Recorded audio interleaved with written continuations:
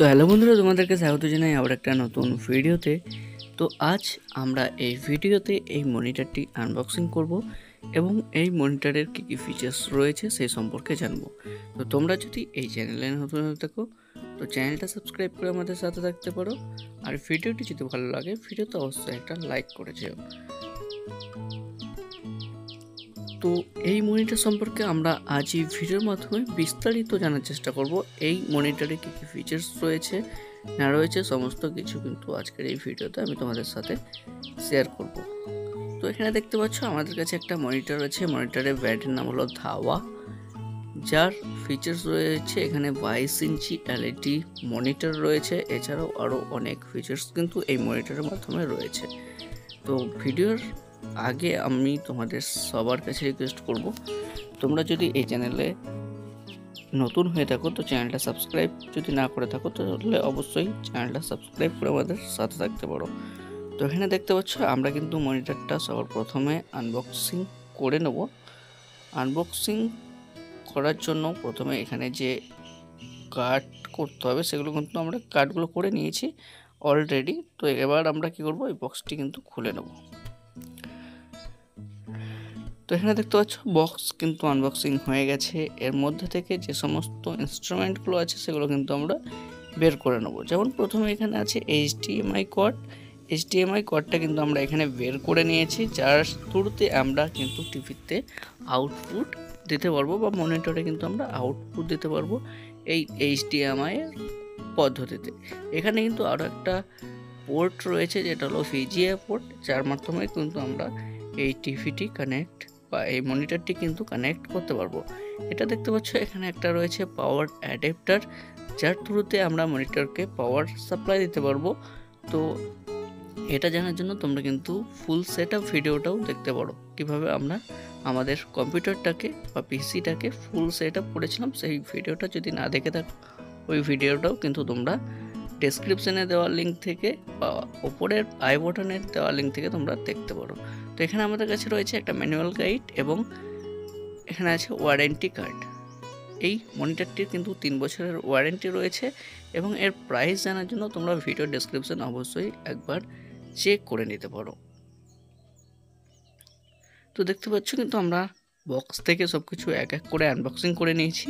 এবার টিভিটাকে কিন্তু আমরা সম্পূর্ণভাবে কিন্তু এখানে আনবক্সিং করে নিয়েছি। এবার এখানে যে প্যাকেটের মাধ্যম থেকে আমরা এলইডি স্ক্রিন বা মনিটরটিকে বের করে নিলাম। বের করে নেওয়ার পর এটা কিন্তু একটা নো বর্ডার বা বর্ডারলেস মনিটর।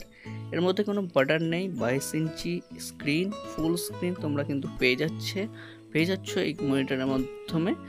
ঠিক আছে, এখানে কিন্তু কোনো রকম বর্ডার নেই। তো এটা দেখতে পাচ্ছ কতটা স্লিম এবং কতটা পাতলা, এটা দেখতে পাচ্ছ তোমরা।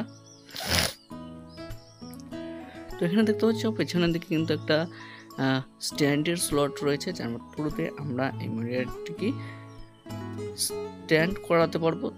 ঠিক আছে, এখানে কিন্তু স্ট্যান্ডের স্লট রয়েছে, আরও অনেক পোর্ট কিন্তু এখানে দেওয়া রয়েছে।